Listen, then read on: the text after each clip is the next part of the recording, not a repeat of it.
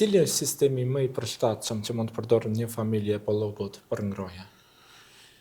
Tani sistemet varet nga buxheti i familjes.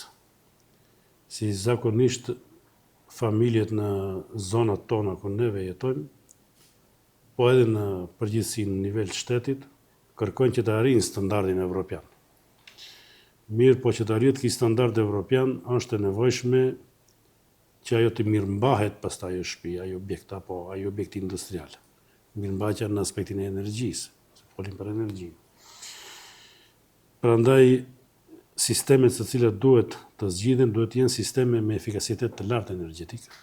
Ato janë pompat termike. Tani pompat termike apo pompat e nxehtësisë, si zakonisht mbasi banorët tonë jetojnë në Gjermani me punë të përkohshme, verë me pumpë, u thuaj.